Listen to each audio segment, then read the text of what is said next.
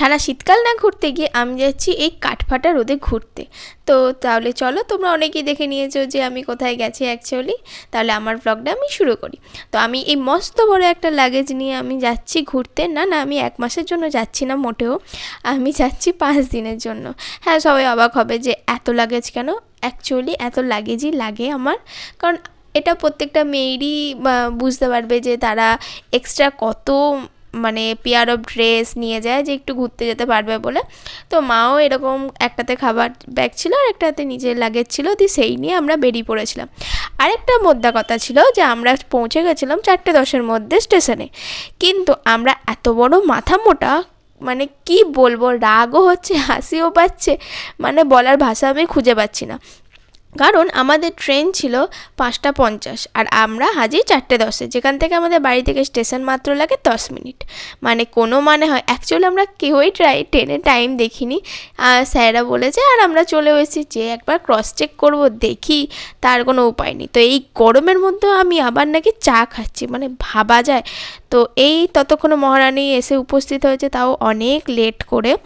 তারপর এত কেত করে যে ভিডিও বানাচ্ছি, মানে দেখে সব এমন নিচ্ছি যে আমি যেন গোয়া ঘুরতে যাচ্ছি। তো ফাইনালি অনেক কষ্টে 2 ঘন্টার স্টেশনে কাটানোর পর আমাদের ফাইনালি ট্রেনটা চলে এলো। আর আমাদের যে লেখা ছিল যে S4 যেখানে ছিল সেখানে আমরা দাঁড়িয়েছিলাম, কিন্তু অ্যাকচুয়ালি না, অনেক দূরে ছিল, তাই লাগেজ নিয়ে আবার ছুটতে ছুটতে যেতে হয়েছিল। তো ট্রেনে উঠে আমরা প্রথমে বিস্কুট খেয়েছিলাম আর চারিপাশের ওয়েদার দেখতে দেখতে আমরা চলে গেলাম। আর আমাদের ছোলা মাখানো হয়েছিল, সেই খেতে খেতে সারা ট্রেন একটু ঘুরে নিলাম। আর এই রাত্রির ট্রেনের জার্নি কী যে আলাদাই লাগে। আমরা বাড়ি থেকে রুটি, ঘুগনি আর আলু ভাজা নিয়ে এসেছিলাম, তো সবাই নিয়ে এসেছিলো, তো সবাই মিলেমিশে এইগুলো খেলাম। খেয়ে আমাদের অ্যাকচুয়ালি ট্রেন ছিল রাত্রে নামার, তাই আমরা কেউই সেইভাবে ঘুমাতে পারিনি, তাও যা একটু একটু চোখ বুজে থাকা যায় আর কি। তো এটা আমাদের রাতের দৃশ্য ছিল। আমরা নেমেছি কটায় তোমরা বিশ্বাস করবে? 2:20-তে অ্যাকচুয়ালি। তাই আমরা নেমে পড়েছিলাম, আর আমাদের কোথাও যাওয়ার জায়গা ছিল না, আমাদের স্টেশনেই কাটাতে হয়েছিল প্রায় ভোর 4টে অবধি। তো আমরা সবাই মিলে লাগেজ নিয়ে কী করবো, এদিক ওদিক করার পর একটা জায়গায় একটা পেপার পেতে আমরা সবাই মিলে বসলাম। আর তখনও প্রায় 3:30 বাজছে, কী করব কিচ্ছু খুঁজে পাচ্ছি না, খিদেও পাচ্ছে, মানে গল্পও করছি, ঘুমও পাচ্ছে, সারা রাত ঘুমও হয়নি। তো তখন বাজে 3টে করে, 3:30 অলরেডি বেজে গেছে। তো তারপর আমরা ভাবলাম যে আমাদের খেলার জায়গা যেখানে, সেখানে যাওয়া যাক।